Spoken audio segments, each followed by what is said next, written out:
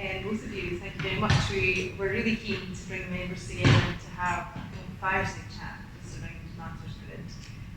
Really important part of everything we do. We heard about a little bit of that earlier on. Do you want to give us a quick introduction to yourself, as you are? Start with you, Keith. Yeah, so I'm Keith Bell from the University of Strathclyde, actually, just another building down the road. I hold the Scottish Power Chair in Future Power Systems. I'm also co-director of the UK Energy Research Centre, and although I'm not here in this last capacity today, 2 days a month on average, I work as a member of the Climate Change Committee.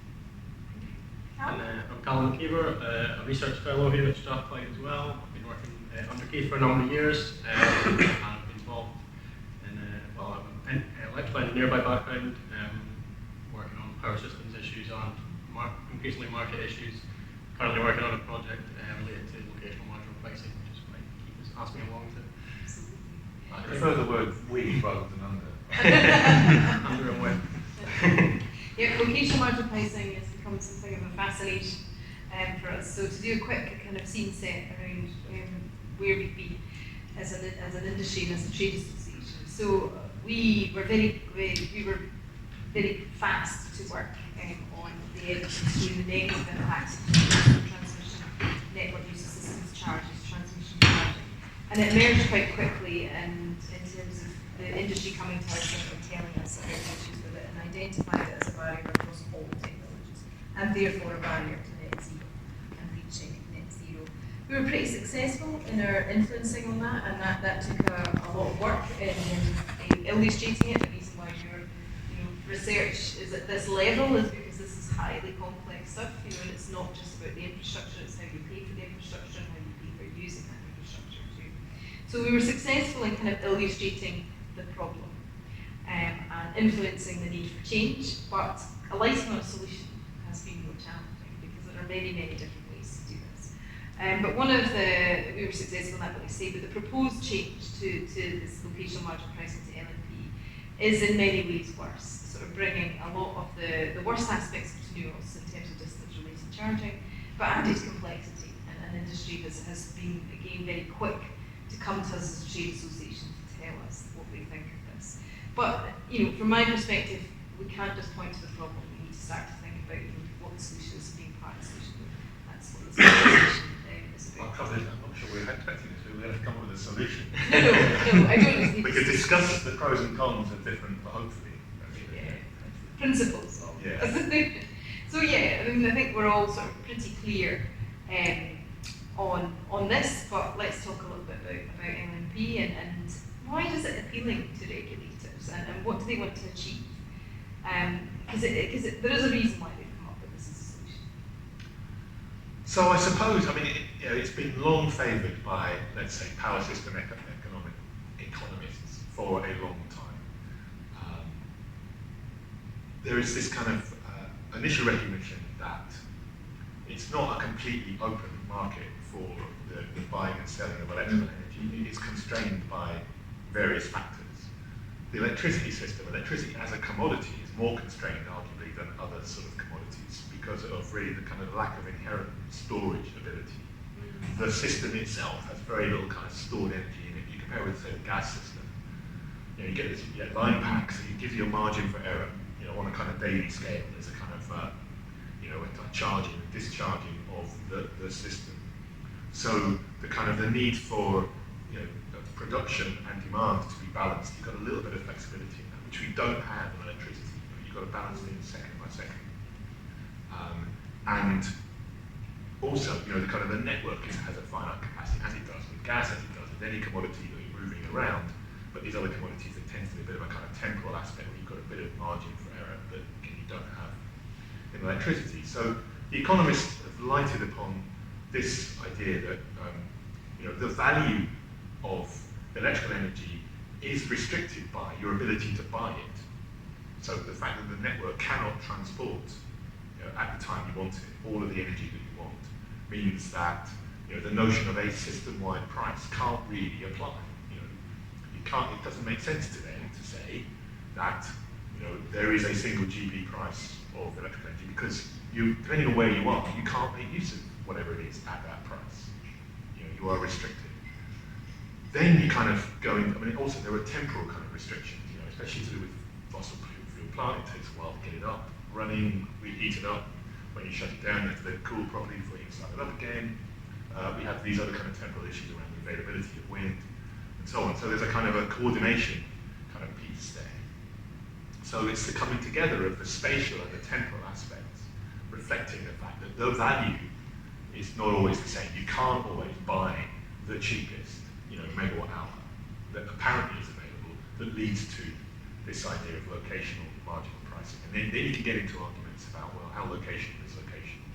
You've got variations on the theme between zones and nodes and so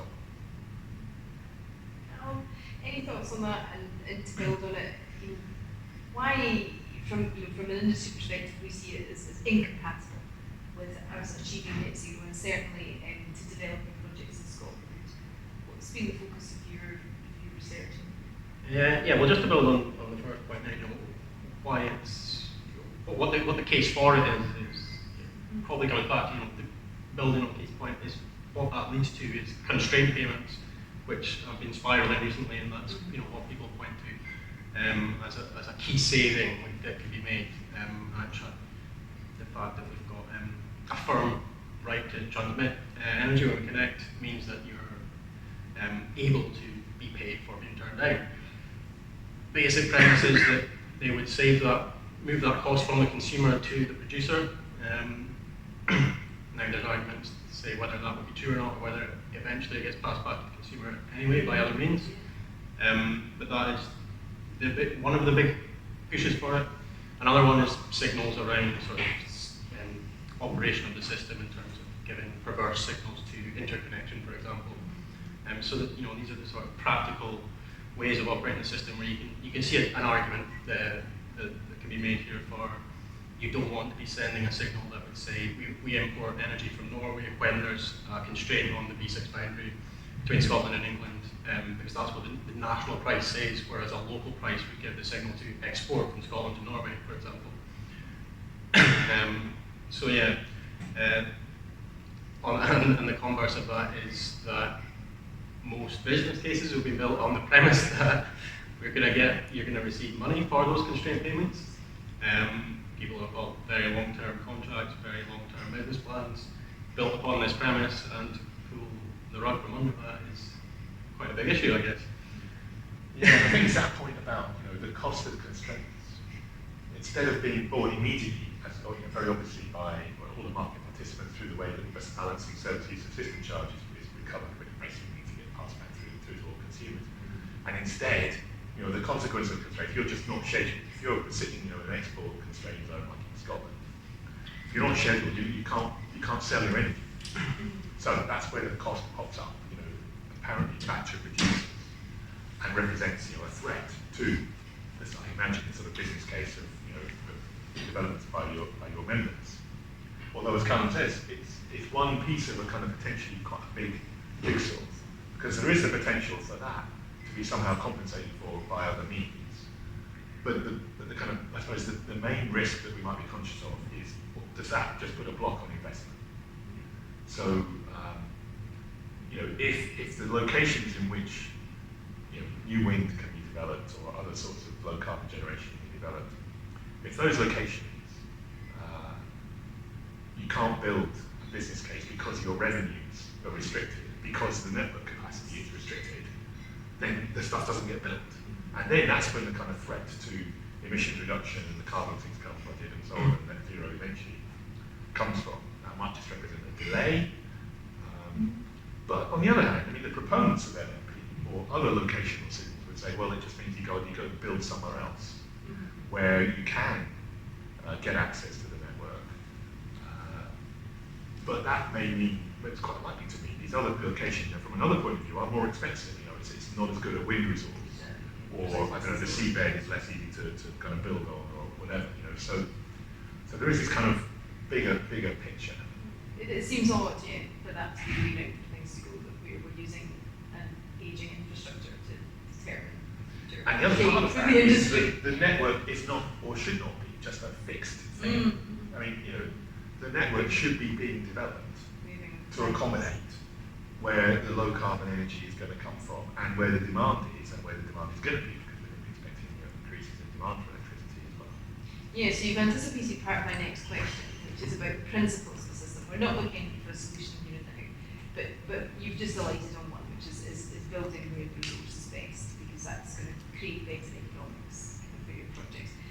What would we consider under any new framework? You know, for me, it's about articulating the signals clearly, allowing those best able to make judgments about investments to make those judgments, with a clear kind of context and environment for those decisions.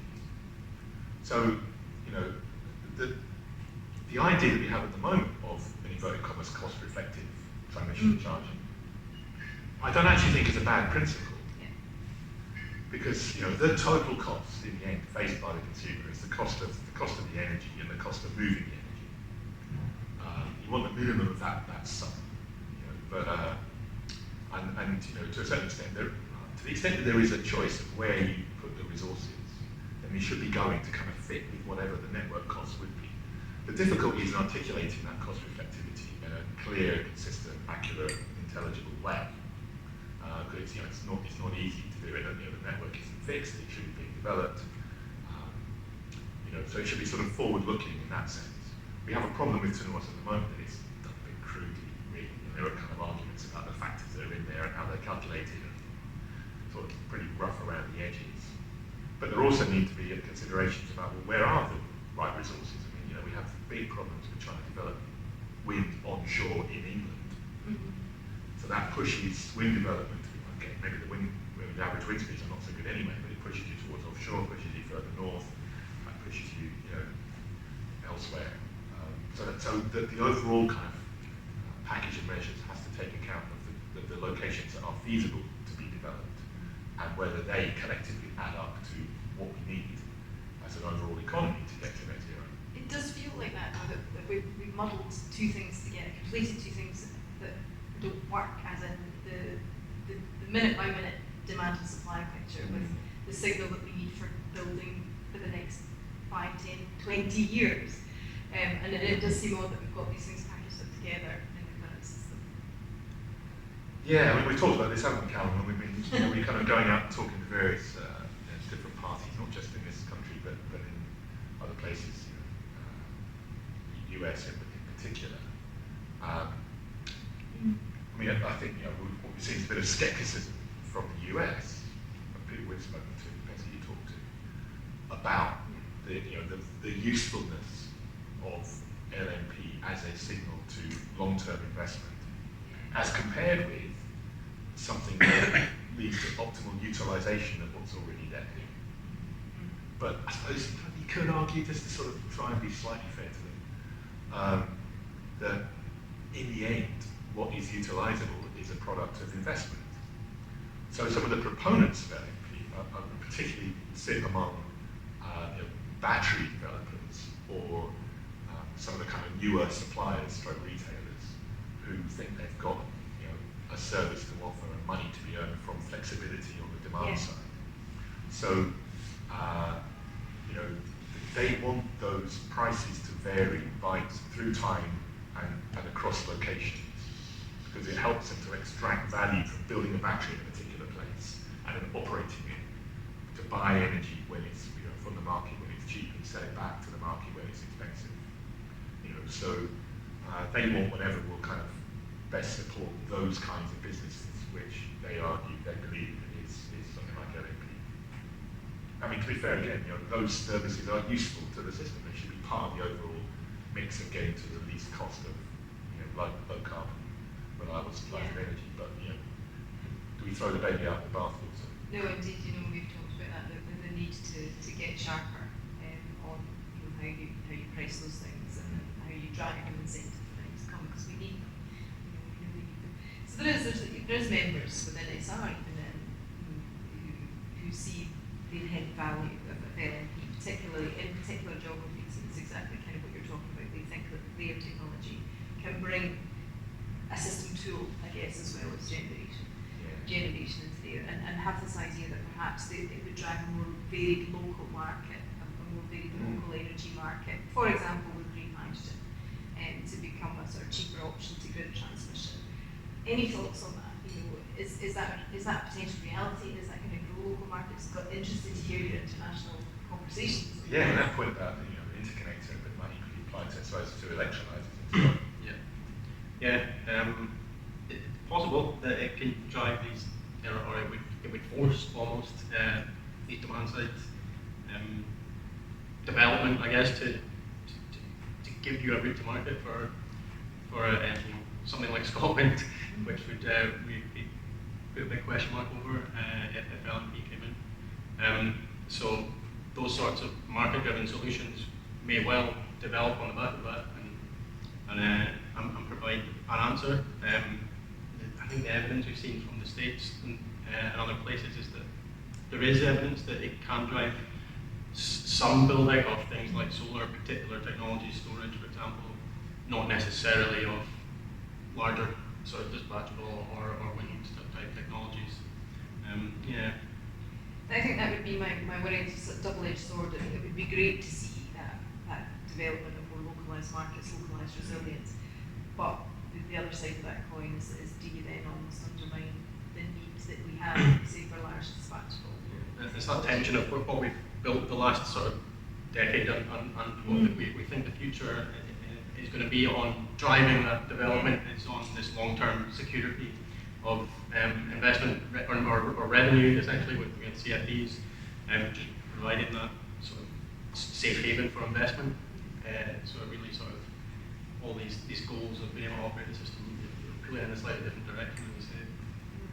Yeah, so it suggests to me that reforms leading to LNP should not be seen in isolation of other aspects of electricity market reform. So there's a whole bunch of things being considered under REMA, right now. So everyone's kind of drafting their consultation responses, I'm sure.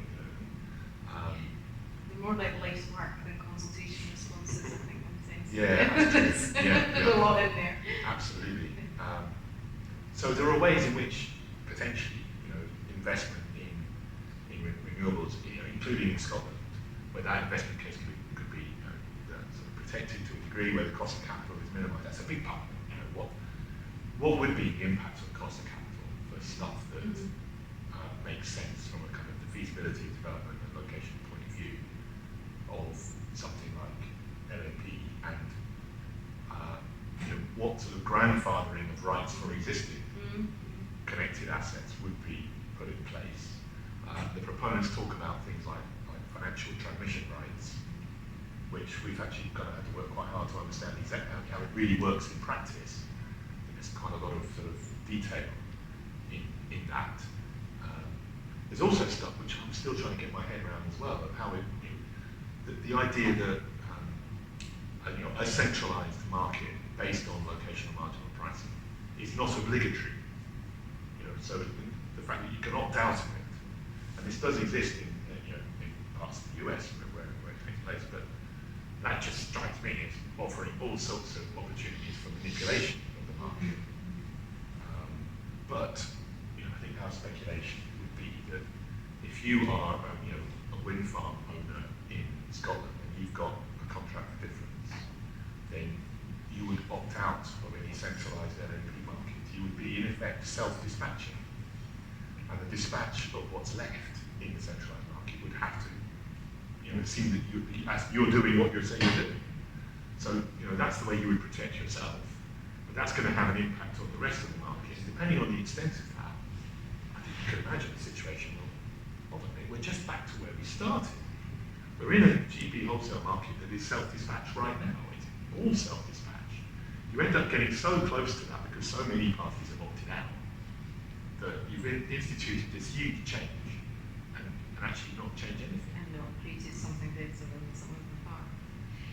The big question, and I'm going to ask if anybody else has got questions too, but the big question obviously from a political perspective is cost to consumers. And that's at the root of a lot of what drives a number of conversations now. Just again, from a principles-based perspective, we don't need detailed solutions, but what should or could we be doing with grid networks now and into the future to reduce costs to consumers? Well, the network conflict is kind of, I think it's kind of clear that it has to be the right amount of network built efficiently. Also concerned about reliability of supply, so it has to be maintained correctly, it has to be sufficiently resilient, which includes sort of reliability, the way you designed it, the way that you maintain it, but resilient against climate change that is already happening. So, okay, we had Storm Arwen and one or two other storms. Was that a product of climate change? Well, I don't know. We have seen those kind of wind speeds in the past.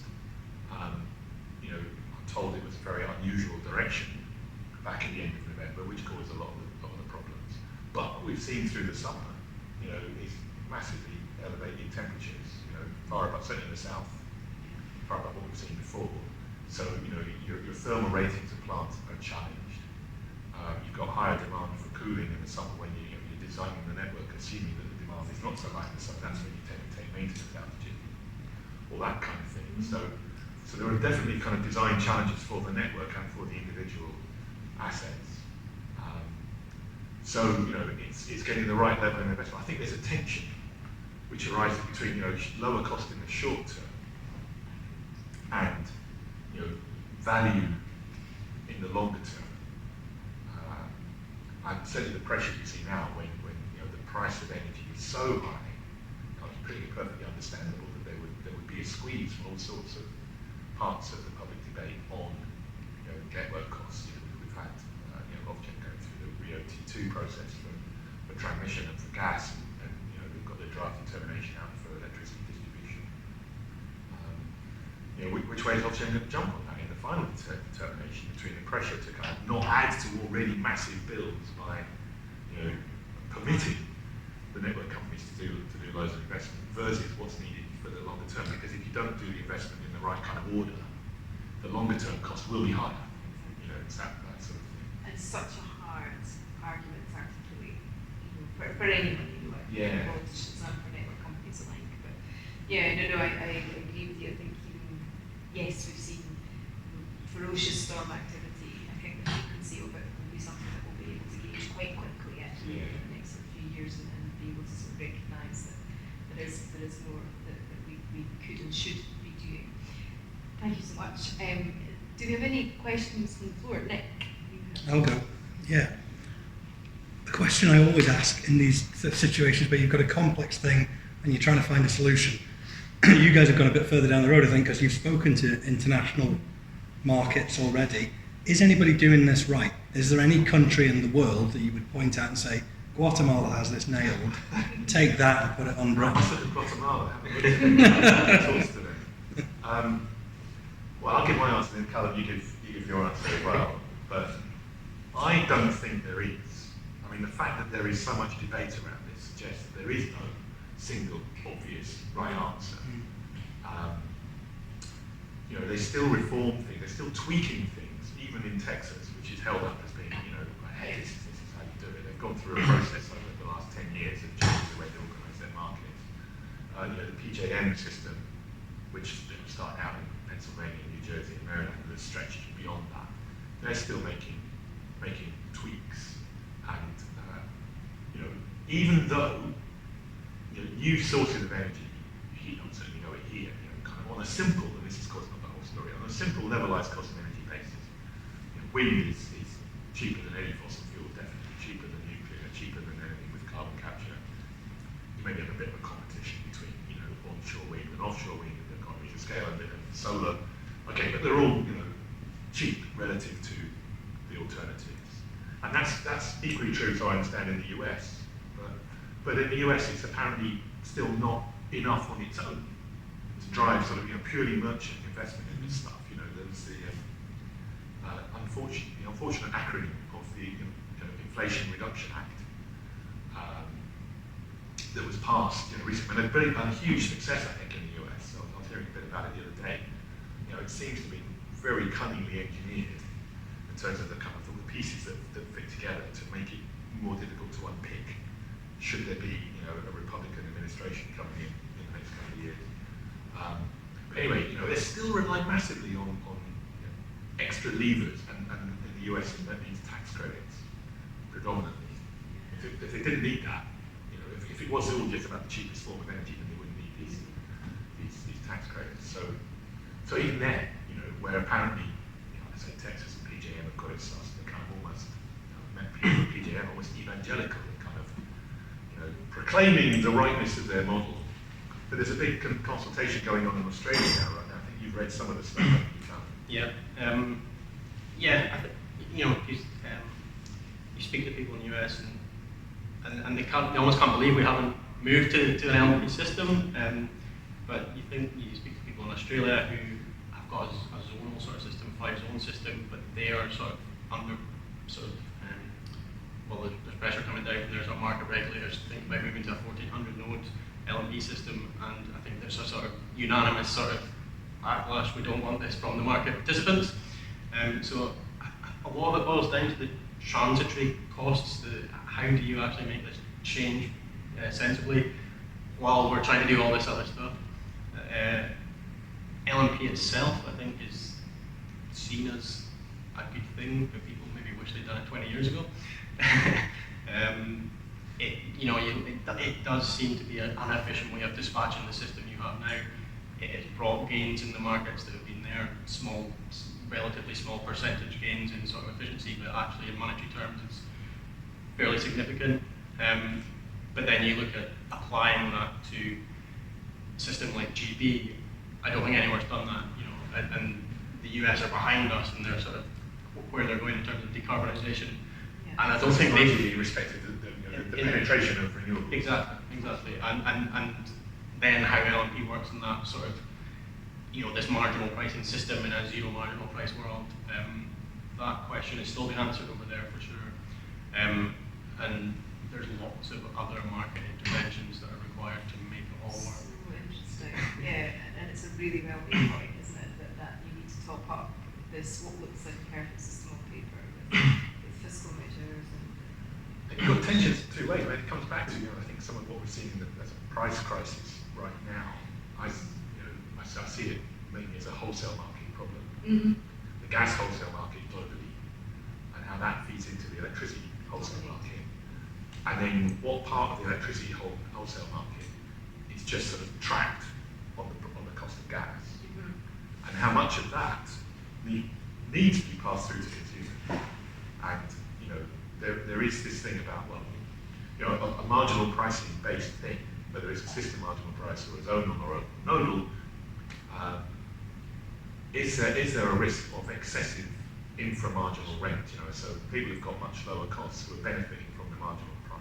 Yeah. And is it fair that the consumer has to pay all that kind of surplus infra-marginal rent? On the other hand, what is the way in which the long-run costs are recovered? And that's been the argument the economists have made for years and years, is that, you know, marginal pricing encourages everybody to bid in of their product at cost, you know, and if your long-run costs are higher than your short-run costs, well, you can, you know, that infra-marginal rate helps you to pay them. That you've got two different kind of pots of generation, very, very different characteristics. Yeah. Can they play really kind of in a way that's best for end users and consumers in that same marginal price-based market? Mike, Your hands gone up. you just shout so we can pick you up on this. Just one very question is marginal pricing or occasional signals in a fractional way is pretty challenging in the UK because ultimately we don't choose where the sites are. The sites we get into once through in Scotland, Credits League Scotland, you know, we have to get into those sites wherever they are. We don't choose a location based on an occasional signal. And I guess on that basis we have to pay, we're paid constraint payments, we're constrained with the grid, not because we want to, because we're forced to, ultimately because of the system that gives us the sites. So I guess, you know, the solution should be that we should compensate by building more wires. You know, if there's constraints, then build more wires. That's how you release the bottleneck. Socialise the cost of building the wires because it's a guaranteed price. You know, it's not really driven by international markets. It's an infrastructure price. So build more wires, socialise the cost, and connect it to the projects that we're forced to build on. So I think viewed from one perspective, yes. You know, an example from Texas suggests, you know, something similar where I think they had, what was it, C-RED, we didn't quite work out what the C stood for, did we? Renewable energy zones. They defined something, renewable energy zones. And said, look, you know, go and build your wind farms here, because we're gonna make sure that the network connection is available to you. That'd be great. So that was, I mean, this is, you know, the world of the free market, and the Texans who, you know, don't want to be told what to do at any point, don't want any kind of centralised regulated authority telling them anything, had a centrally planned transmission network that was built basically as a social good to facilitate wind farms where they were told, right, you can build here, there's the network to accommodate you. Like we did for coal. Yeah, pretty much. Although actually there was a kind of judgment, there was a centralised judgment of like, well, where are the options for building new generation back in the 60s, you know, scaling everything up?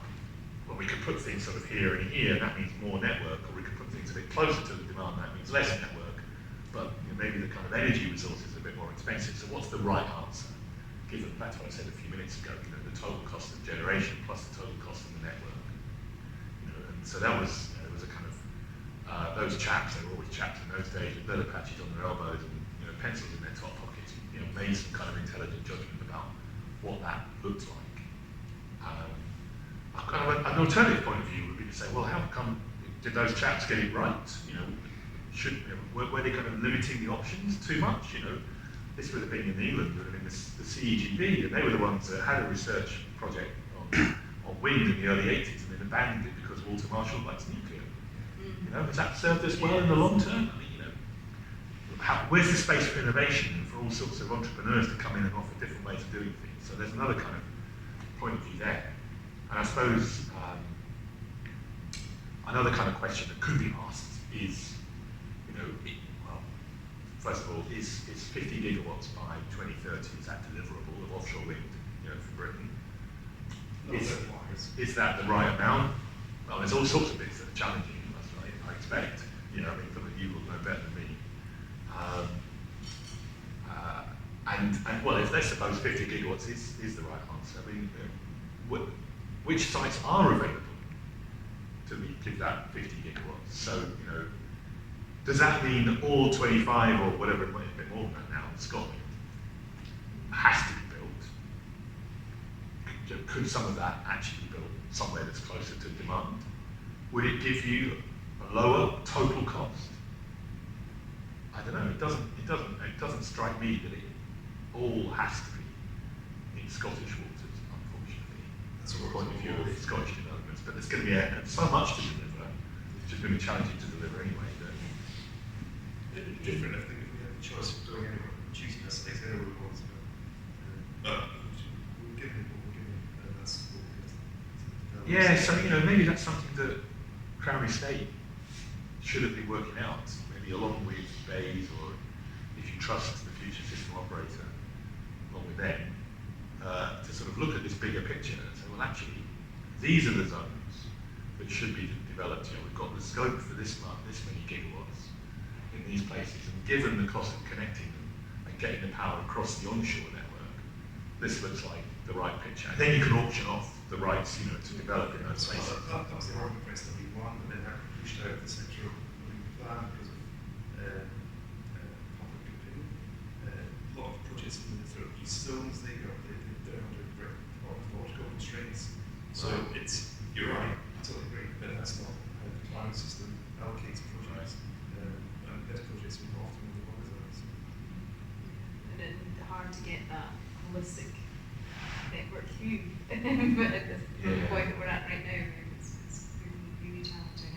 We've lost the holistic part of it here.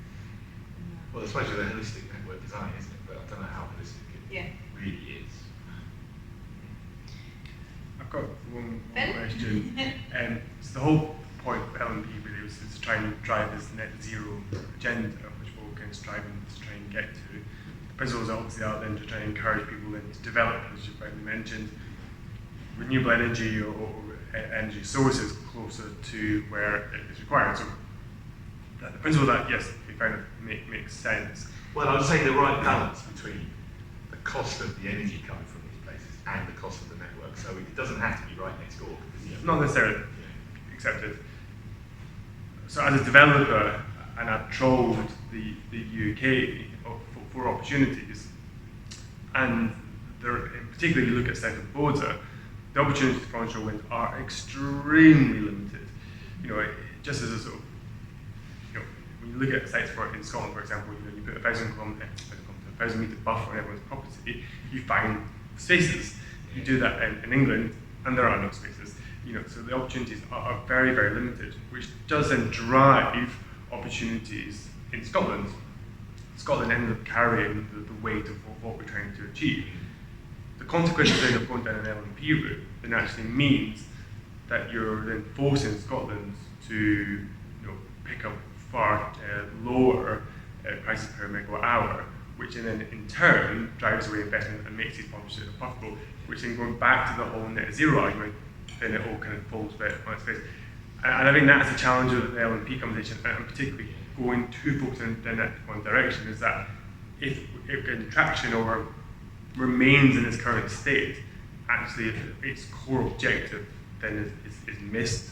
And I think that, particularly from my perspective, is the main concern. And if we are genuinely wanting to get to net zero, then what is that driver? And actually, how are those costs? And I'm not trying to sort of say the current model works, it definitely does not work, and that's why we're sitting here having this conversation.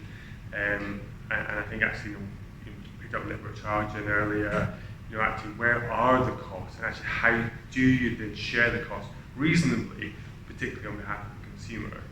And I think that debate needs to be had much more. Yeah, I totally agree, and it's in respect of how this debate is going to play out in the minds of, you know, civil servants and ministers in, you know, 1 Victoria Street. It's going to depend on who musters the more credible evidence. So, I mean, I haven't had the time to look at the modelling that FTI are doing for Ofgem, for example, right now. You know, Ofgem always seems pretty keen on LNP. I think there have been some really good actions within outside that have kind of fought it off for some years. But I don't know. So I mean, Callum, you had a bit of a look at it, but you know, what assumptions are they making about which types of sites are developable in the sort of terms that you Or described? are they even assuming that sites are available, or just that the principles of it? And I think that's the Exactly. What are the assumptions going into their modelling? Are they reasonable assumptions or not? Well, yeah, I mean, I'll briefly look at some of their interim results, but, you know, their sort of headline outcomes are that, you know, an LNP system might, if you base it on having the same capacity as BES 2035 says, but you're allowing their modelling to recite that more optimally, it would move something like 12 gigawatts of generation out of Scotland into East Anglia and the south of England. Onshore or offshore? It does restrict onshore, I think. Limits how much can go onshore. Limits onshore. But even offshore, you've got people in their barber jackets, green wellies, with pitchforks, you know, objecting to any kind of network development in East Anglia. Yes. So you're going to get the power onshore. Which also note that if you take 12 gigawatts onshore wind out of Scotland, the equivalent, because you don't have as much wind resource in England, is equivalent of 17 gigawatts. You have to find another 5 gigawatts to compensate the wind not being in Scotland. But then, you know, we've still got a challenge. You know, there's a challenge in building the network to get the power from offshore, you know, in the southern North Sea, across into the demand centres. We've still got that challenge when it gets built in Scotland. You know, I mean, we're behind the curve already on, you know, capacity to export power out of Scotland. So I see that. I worry about supply chain ability to deliver, because there's lots of countries around the world that are trying to do very similar things and competing for, you know, physical resources, people, manufacturing capacity. So I see that as a kind of major challenge. And the other big challenge I see is getting the network built. You know, let's assume that the FSO has got some kind of clue about where they need to build the network. Is it going to be built fast enough, given all of these kind of consenting challenges? I think that's a huge issue. And let's look at It's a huge topic. part of the, I think it's part of that kind of wide political argument too, which kind of takes it into a slightly different space. But you know, the near term opportunity from offshore wind is absolutely excellent. You know, from an economic growth point of view, and getting the benefits from those sort of projects. And again, that's something I guess that is worthy of underpinning with government as well. Well, even bits of government do seem to get the point, it would appear. So I don't know if anyone's looked at the electricity network strategic framework. Every day. Bedtime reading, if we want to get off to sleep. When did it come out? A couple of weeks ago.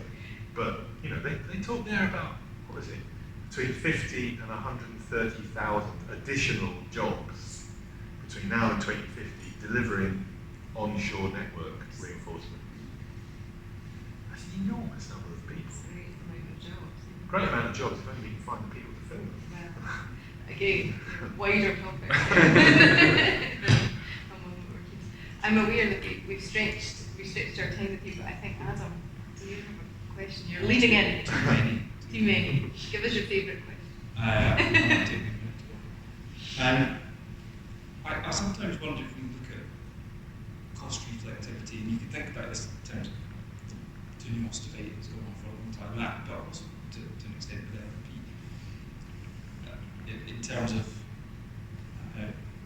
cost relative to the status quo, rather than saying if there was that political buy-in and general acceptance that we need to invest a certain amount in the network, and we're awarded all of these sites, wind farm sites in the north of the UK with the intent of them becoming wind farm sites, that we should look at cost relative to a future status quo instead of current one.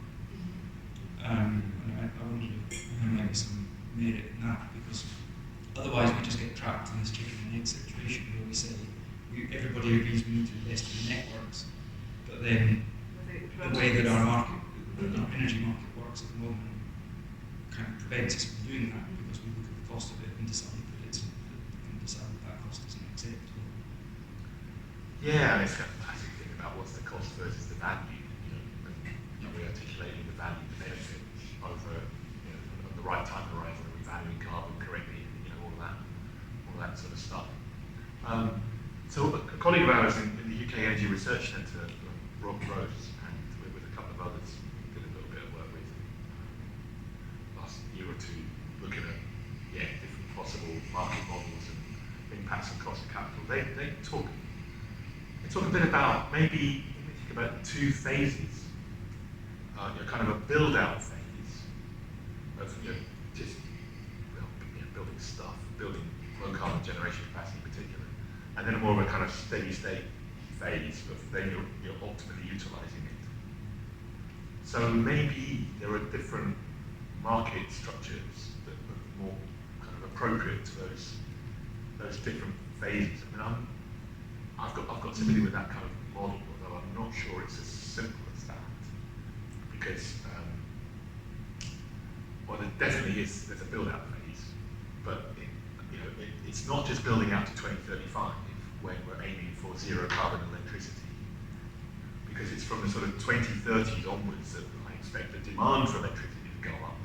So we still need more capacity to meet that demand. So there's still an investment phase that comes after that. So maybe it's more accurate to talk about the period between now and 2035 is further reducing the emissions intensity of what we produce.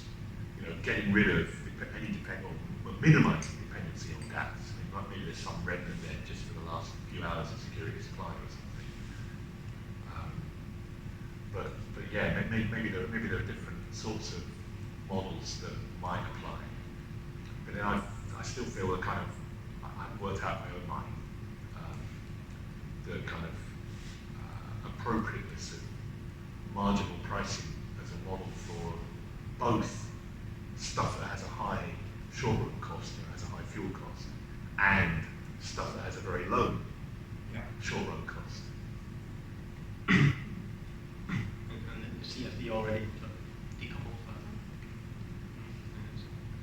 So you get carry on with CFDs, and then again, back to the early point, what's the validity or relevance of that MP when you've got lots of stuff that's backed by a CFD?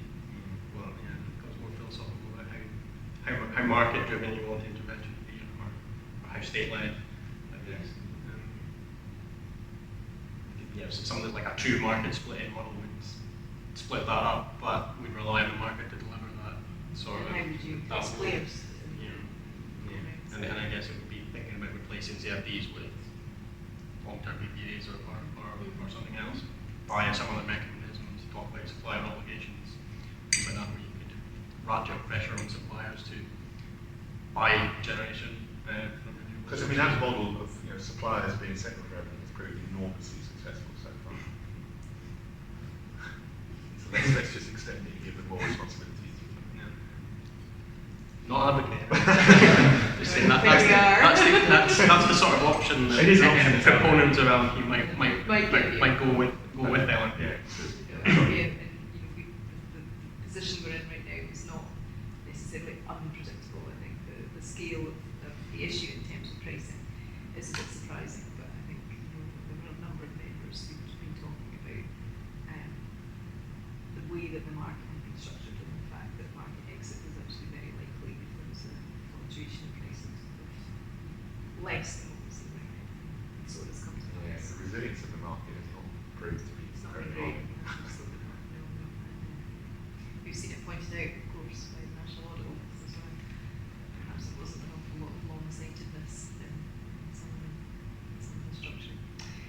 I'm gonna call it to a close there and then invite you to join us for a refreshment afterwards, but to say thank you so much. We'd be glad to be able to have this chat with you. And obviously an ongoing conversation, and like you say, there's so much being published and so much to think about in terms of that broader kind of ecosystem that is energy, and REMA can only, there's a lot to it as we talked about, but there's a lot needing looked at as well, so it's just the hope that we can get some of the best minds. So if it's part of your bedtime reading, you'd be a dreamer of REMA. Dreamer of REMA, that's the one. No, but glad to have had your expertise